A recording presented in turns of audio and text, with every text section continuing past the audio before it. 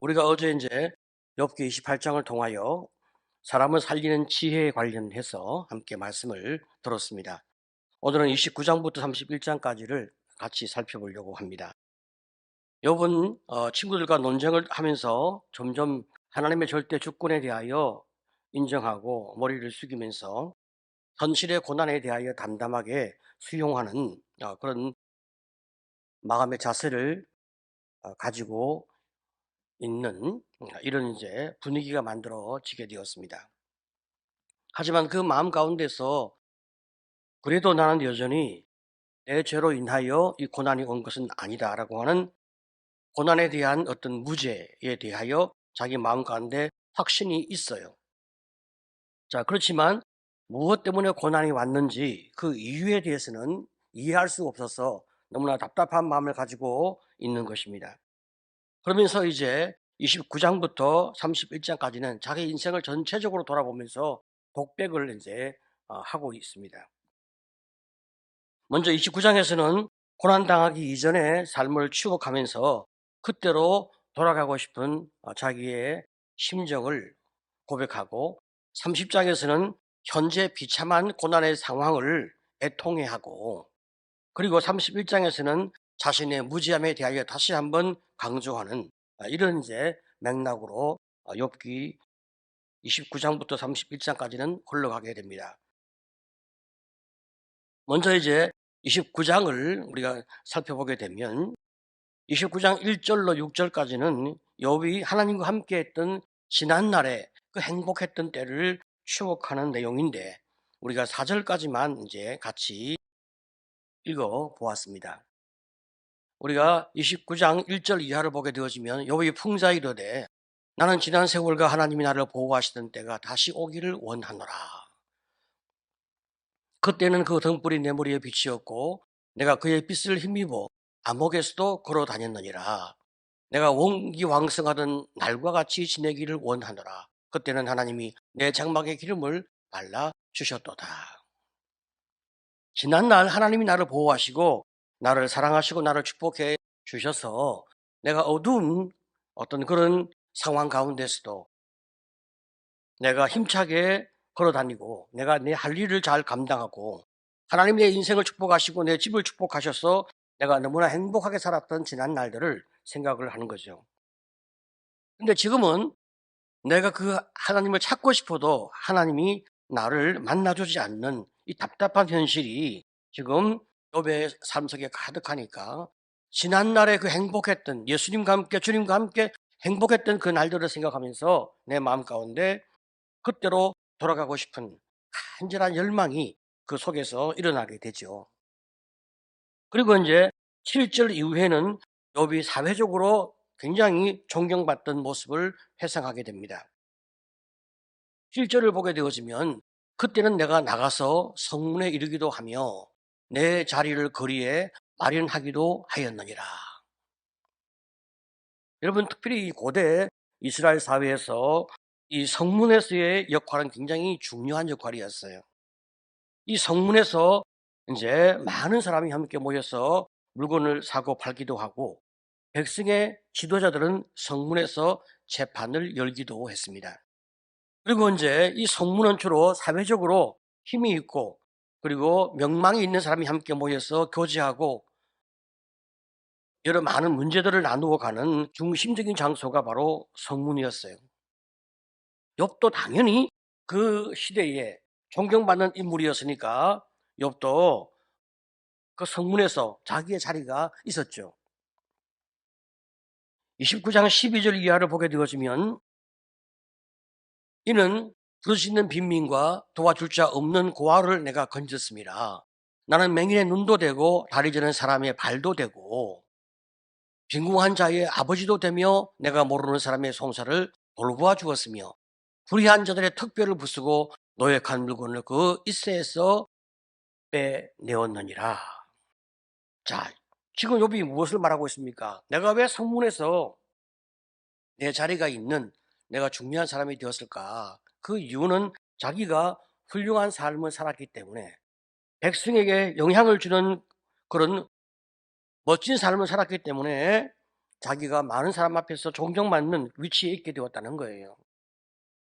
그 시대의 빈민들, 고아들, 망하게 된 사람들, 과부들, 정말로 의지할 데 없는 이런 사람들, 힘이 없는 사람들, 내가 그들을 돌봐주고 그들의 힘이 되어주고 문제를 해결해주는 능력이 있는, 그러면서도 따뜻한 사람의 역할을 욥이 과거에 했단 말이죠. 그래서 21절을 보게 되어지면 무리는 내 말을 듣고 희망을 걸었으며 내가 가르칠 때에 잠잠하였노라. 과거에 내가 그렇게 이제 영향을 끼치며 인생을 살았단 말이죠. 내가 무슨 말로 어떤 처방을 내리면 다 내 말을 경청하고 또 내가 가르치면 잠잠하게 듣고 그런 때가 있었다는 거죠. 그러면서 이제 25절에 자기의 사회적 위치가 어떠했는지 한 번 더 확인해 주고 있는데, 내가 그들의 길을 택하여 주고 어떤 데는 자리에 앉았나니 왕이 군대 중에 있는 것과 같았고. 욥은 말이죠, 공동체 안에서 최고로 존경받는 사람이었기 때문에 군대에서 왕이 모든 군대를 통수를 하면 모든 군대가 왕을 따르고 왕을 받드는 것처럼 욥이 리더십이 있는 그런 권위가 있는 사람으로서 참 멋진 영향력을 행사했던 그런 지난 날이 있었다는 거예요. 지금 욥은 말이죠, 자기 인생의 미래에 대해서만 지금 생각하고 있는 것이 아닙니다. 29장 18절을 보게 되어지면 내 미래에 내가 어떤 내 삶이 마무리되어질 것인가, 이것까지 생각하는데, 내가 스스로 말하기를 나는 내 보금자리에서 숨을 거두며, 그는 그때 한참 잘 나갈 때 자기 미래를 생각할 때 이런 생각이 그 마음 가운데 있었다는 거죠. 나는 장수하다가 평안하게 죽을 것이라, 그렇게 생각을 한 거예요. 그리고 이제 20절을 보게 되어지면 내 영광은 내게 새로워지고, 내가 예수님과 동행하면서, 내가 하나님과 동행하면서 약자를 돕고 의롭게 살고, 그리고 내가 존경받는 내 삶의 모습 가운데서 내가 정말로 영광을 얻고 명예를 얻으면서 끝까지 그렇게 살다가 주님의 품에 갈 것으로 내가 기대한 거예요.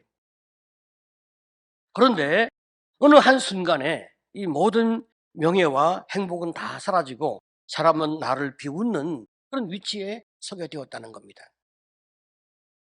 30장 1절 10절, 그러나 이제는 나보다 젊은 자들이 나를 비웃는구나.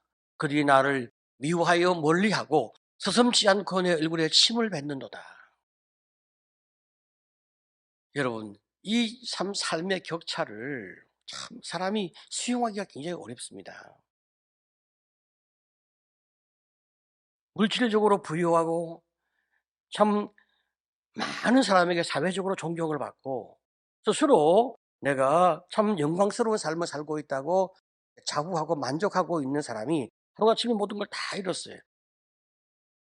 그런 다음에 오히려 백성들로부터 조롱받는 위치에 서게 되었습니다. 얼마나 그 마음의 고통과 아픔이 크겠어요. 사람이 말이죠, 좋은 걸 가지고 있었는데 그걸 내가 잃어버렸어요. 내가 사랑하는 어떤 사람과 어떤 대상이 있었는데 그것을 내가 잃어버렸습니다. 그때 제일 먼저 내게 다가오는 감정은 상실의 감정인 거죠. 좋았던 것, 행복했던 것, 아름다운 건, 내가 의지할 만한 어떤 그런 것들이 나로부터 갑자기 사라지게 되어지면 내가 그 허탈감과 그 상실감 때문에 견딜 수가 없어요.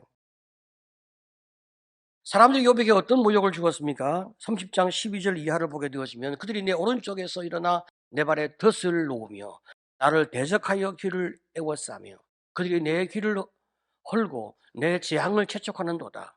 도울 자가 없구나. 순식간에 공포가 나를 애워싸고 그들이 내 품위를 바람같이 날려버리니 나의 구원은 구름같이 지나가 버렸구나.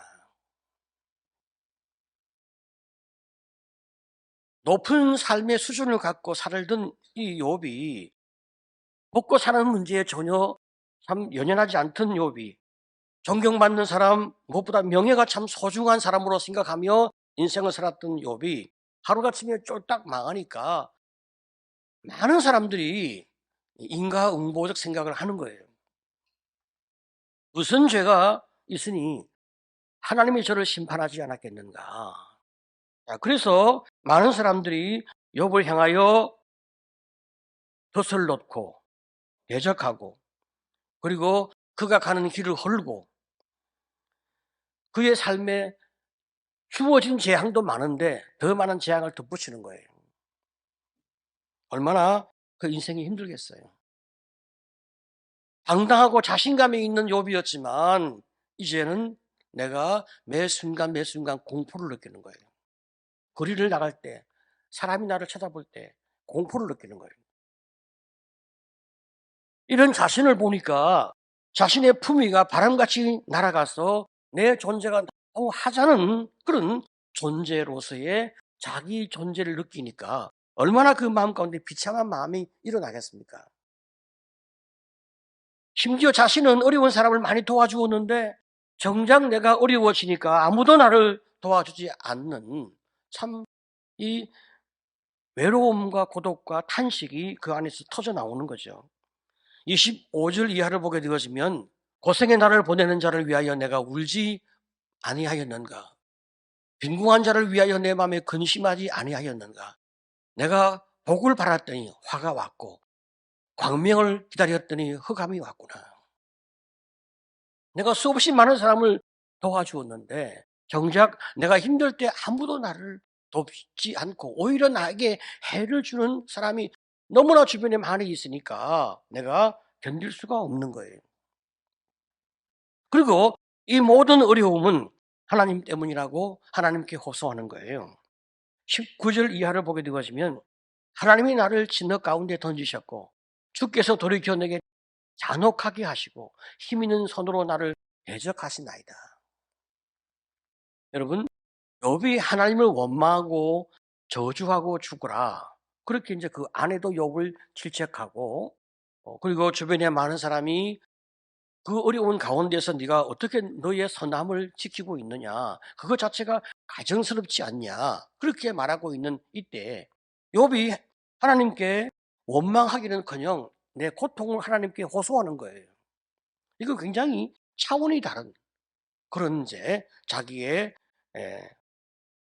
아픔과 고통에 대한 고백을 주님 앞에 올리고 있습니다. 하나님이 과거에 나를 보호하시고 나와 동행했을 때 그때 내 인생이 얼마나 행복하고 얼마나 내 삶이 자신만만하고 얼마나 내 삶이 멋지게 남을 도와주는 그런 인생의 삶이었었는데, 이제는 내가 하나님이 나를 진흙 가운데 던져 버리시고 나를 잔혹하게 밟으시니까 내가 어떻게 인생을 살겠습니까?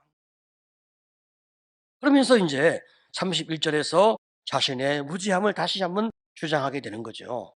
31장 1절을 보게 되어지면 내가 내 눈과 약속하였나니 어찌 처녀에게 주목하랴. 욥이 말이죠, 자기 자신과 약속을 하고 자기의 눈과 약속을 했다, 그렇게 이야기하는 거죠. 이 약속은 마음으로라도 내가 여자를 보고 음욕을 품거나 내가 그런 인생의 길을 걷지 않겠다, 그 마음 가운데 결심하고 살아왔다는 거예요. 이건 단순히 겉으로 드러난 행동만 내가 죄를 짓지 않는 수준이 아니라 내가 하나님 앞에서 깨끗한 양심으로 믿음의 길을 걸어온 것에 대하여 그 자신이 고백하고 있는 거예요. 얼마나 높은 도덕적 수준을 가지고 살았는지 우리가 이해가 되어지는 대목이죠. 그러면서 자신이 연약한 인간이기 때문에 지울 수 있는 죄를 쭉 열거하면서, 그러나 만약에 내가 이런 잘못을 한 번이라도 내가 했다면 내가 벌을 받는 것이 마땅하다고 외치는 거예요. 나는 죄를 지은 적이 없다. 이 고난에 대하여 내가 당연히 받아야 할 어떤 그런 죄를 내가 지은 적이 없다. 반복해서 그렇게 외치고 있습니다. 31장 7절 이하를 보게 되어지면 만일 내 걸음이 길에서 떠났거나 내 마음이 내 눈을 따랐거나 내 손에 들어온 것이 묻었다면 내가 심는 것을 타인이 먹으며 나의 소출이 뿌리채 뽑히기를 바라노라. 내가 죄를 지은 적이 있다면 내가 그 정도의 대가를 받는 것이 마땅하지 않냐. 그러나 자기는 하나님의 심판이 두려워서 내가 그런 죄를 짓고 인생을 살아오지 않았다고 고백합니다. 23절을 보게 되어지면 나는 하나님의 재앙을 심히 두려워하고 그의 위험으로 말미암아 그런 일을 할 수 없느니라. 그 자신이 율법을 극히 준수하는 사람으로서 인과응보에 대한 정확한 그 결과를 예측하는 사람으로서 하나님 앞에서 복을 받고 싶지 내가 재앙과 심판과 저주를 받고 싶은 마음이 없어서 나는 절대로 그런 길을 걸어오지 않았다는 거예요. 그래서 34절에 자신이 하나님을 속이거나 자기는 숨긴 죄가 없다고 그는 정확하게 고백하면서 이제는 내가 이렇게 고백했으니 하나님이 나의 고백에 대하여 대답을 하시기를 원한다. 그렇게 이제 그는 외치고 있습니다. 35절, 40절을 보게 되어지면 누구든지 나의 변명을 들어다오. 나의 서명이 여기 있으니 전능자가 내게 대답하시기를 바라노라. 나를 고발하는 자가 있다면 그에게 고소장을 쓰게 하라. 이제 자기 할 말을 쫙 합니다. 그런 다음에 40절에 욥의 말이 그치니라. 욥의 말은 다 진실이었습니다. 왜냐하면 우리가 욥이 이제 욥기를 시작할 때에 하나님이 욥을 인정하잖아요. 하나님이 인정합니다. 그리고 제일 마지막에 하나님이 욥을 인정합니다. 너는 진실하다 인정해요. 그러니까 욥의 말은 거짓이 없는 거예요. 우리가 이런 욥의 인생을 쭉 보면서 특별히 이제 29장, 30장, 31장은 욥의 인생을 보여주는 하나의 자서전과 같아요. 우리가 이 본문 속에서 크게 두 가지 교훈을 얻게 되는 거죠. 첫 번째는 욥이 자기 인생 삶에 어떤 희노애락이 있잖아요. 성공과 명예와 실패와 좌절과 고통, 그의 인생에 희노애락이 있어요. 그런데 어느 하나 버릴 것이 없는 인생이라는 거죠. 여러분, 우리가 성공만 있고 행복만 있었다. 나는 실패도 없고 고난도 없고 아픔도 없고 눈물도 없었다. 인생을 반쪽만 산 거예요. 물론 사람이 고난 가운데 있으면 고난이 전부기 때문에 뭐 이 고난이 나에게 유익하다 그런 생각은 요만큼도 안 하죠. 그렇지만 우리가 객관적으로 보게 되어지면 욥이 왜 그렇게 우리의 주목을 끌고 욥이 왜 그렇게 우리의 관심을 유발해냅니까? 그의 삶의 거룩함과 그의 삶의 심판과 어떤 이 고난이 또 너무 대조가 되어지기 때문에 도대체 왜 이런 인생의 삶을 살았을까? 여기에서 어떤 교훈과 어떤 메시지가 있을까? 우리가 주목을 하게 되잖아요. 성공만 있고 실패가 없다? 별로 큰 관심을 끌 수 없어요. 그리고 그 인생은 실패뿐이었다. 역시 우리 관심 안 가집니다. 매력적이지 않아요. 성경이 말이죠. 이렇게 길고 긴 장을 많은 분량을 할애하여 욥의 순간순간을 다 기록해 주고 있어요. 성경이 왜 이렇게 많은 분량을 할애하면서 욥의 말을 다 기록하고 있습니까? 이것이 욥의 인생이 더 중요하지만 우리의 인생이 더 중요하기 때문에 그런 거예요. 과거에 잘 나가던 인생도 중요하고 고난 가운데 조롱당하고 명예가 짓밟히고 정말로 그 삶이 무시당하는 처절한 인생도 의미 있는 시간이었던 거예요. 여러분, 우리 인생도 마찬가지 아니겠어요? 행복한 시간이 있었고 불행한 삶도 있었고 고통스러운 순간도 우리는 다 있었습니다. 너무나 기쁘고 너무나 감격스러운 순간도 있었지만 내가 나 자신에게 실망하고 내가 다른 사람에게 배신을 내가 경험하고 그리고 상처받는 그런 시간도 우리의 삶에는 반드시 있었습니다. 이 모든 것들이 함께 조화를 이룰 때 우리 인생이 가치가 있고 우리 인생이 아름다워지는 거죠. 나라고 하는 한 존재가 그냥 만들어집니까? 이 모든 과정을 통해서 내가 만들어지는 거죠. 하나님은 말이죠, 합력해서 선을 이루어내신다. 그렇게 말씀하고 있어요. 제가 이렇게 쭉 묵상하면서 고개가 끄덕끄덕 그려지는 거예요. 이게 인생의 맛이고 이게 인생의 삶이지.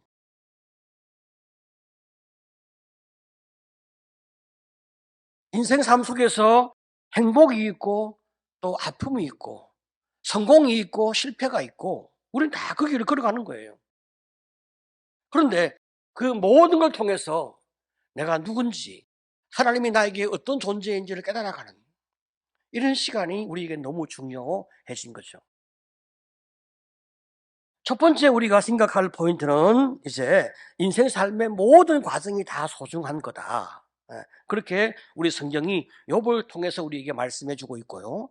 두 번째 성경이 우리에게 주는 또 포인트는 하나님께서 인생의 그 맺힌 한들을 잘 경청해 주시는, 잘 만져주시는 하나님의 모습을 또 우리에게 보여주고 있어요. 사람이 고통이 너무 심하면 말도 하기 싫어요. 말할 힘도 없어요. 그렇지만 그가 그 마음 속에 있는 고통과 아픔을 말로 털어놓지 아니하면, 그 감정을 말로 표현하지 아니하면 그 사람은 병들어 죽게 되고 신단 말이죠. 그래서 우리는 우리의 고통과 아픔과 그 고뇌들을 말로 표현하고 감정을 통해서 표현해내는 그런 과정이 꼭 필요한 거예요. 그런데 이제 욥이 혼자 있으면 결코 자기 속에 있는 그 어떤 아픔과 고통과 억울함과 힘듦을 자기가 생각해내지 못하게 되어지고, 그리고 다 말할 수 있는 여건이 안 된단 말이죠. 그러니까 그 주변에 친구를 통해서 자기 속에 있는 한들이 하나씩 하나씩 나오는 거예요. 그 친구들은 욥이 그 말을 할 수 있도록, 자기를 찾아갈 수 있도록, 자기의 고통을 표현하면서 자기 인격과 신앙과 삶이 정리되어지고 통합되어질 수 있도록 불쏘시개 역할을 친구들이 한 거죠. 그런데 이제 우리는 할 수만 있으면 좋은 역할을 하면 참 좋겠는데 나쁜 역할을 우리가 할 때도 있는 거예요. 그러면 나중에 친구들은 욥에게 사과를 해야 되는 이제 그런 일들이 벌어지게 된단 말이죠. 물론 욥이 선한 사람이기 때문에 용서해 주지만, 만약에 내가 가지고 있는 어떤 성향과 성질과 어떤 인격의 수준이 내가 나쁘면 하나님이 나를 쓰실 때 나쁘게 쓰게 될 거 아닙니까? 선한 사람은 선하게 쓰여지고 악한 사람은 악하게 쓰여지거든요. 할 수만 있으면 우리가 좋게 쓰여지는 것이 얼마나 큰 축복이 되겠어요. 자, 어떻든 간에 지금 이 모든 과정을 통해서 욥의 가슴 속에 있는 아픔과 한들을 다 토해지도록 하나님은 욥을 다루어 내시고 그를 건강하게 이끌어 가시는 거예요. 그리고 여러분, 상실로 인한 깊은 고통 가운데 있는 사람들은 누구나 다 우울증을 경험한단 말이죠. 그런데 그 우울증이 내가 무엇 때문에 힘든지, 내가 무엇 때문에 어려운지 내 속에 있는 아픔과 고통을 찾아서 그걸 말로 꺼내야만 치료가 되거든요. 자, 이런 맥락에서 지금 욥은 그 치료의 길을 잘 걷고 있는 거예요. 내가 못다한 이야기, 이제 그것들을 세 장을 통해서 다 토하고 우리 하나님의 것을 잘 경청해 주고 있습니다. 이제 드디어 그가 주님의 이제 응답을 받을 준비가 다 되어지고 있는 거예요. 그래서 이제 욥이 한 그 모든 말을 다 정리하고 말을 마칩니다. 그런 다음에 엘리후를 통해서 이제 욥의 생각을 한 번 더 다듬어 내시고 그 다음에 하나님의 이제 만남이 이루어지게 되는 것입니다. 자, 여러분, 우리도 우리 인생의 삶의 길을 걸어갈 때 아픔이 있고 고통이 있고 힘듦이 있고 어려움이 있습니다. 그럼 우리가 어떻게 하면 좋겠습니까? 주님 앞에 나와서 그것들을 말로 우리가 털어놓을 필요가 있는 거죠. 내가 막연하게 있으면 생각이 안 나기 때문에 내가 정리할 필요가 있고, 또 그런 맥락 때문에 우리가 누군가와 좀 우리의 고통과 아픔을 서로 많이 나누는 그런 대화가 필요한 거예요. 제일 무서운 건 말이죠, 하나님이 정말로 나를 버리시면 어떡하나, 정말로 주님이 나를 내치셨다면 어떡하나? 이게 우리 안에 제일 큰 두려움과 무서움인데 우리 하나님은 결코 그런 분이 아니시니까 얼마나 또 우리 마음 가운데 여유가 있고 힘이 우리 있겠습니까? 어떤 경우에도 우리는 주님을 바라보고 주님을 의지하면 우리 하나님이 바라보시는 그 사랑의 눈길이 다시 느껴지게 되어지고 우리 주님이 우리에게 축복하려고 하시는 그 은혜가 다시 한번 우리 가슴 속에 새겨지면서 내가 왜 이런 어려움 가운데 있게 되어지는지 알게 되어지고 그리고 마침내 그 모든 과정을 통해서 내가 회복되어지고 감사가 있고 찬양이 있고 그리고 다시 내 인생이 참 멋진 삶의 길을 걸어가는 축복의 인생으로 변화되어질 수 있다는 겁니다. 어떤 경우에도 실망하지 말고 걱정하지 말고 오직 주님만 바라보는 성도가 되시기를 간절히 축복합니다.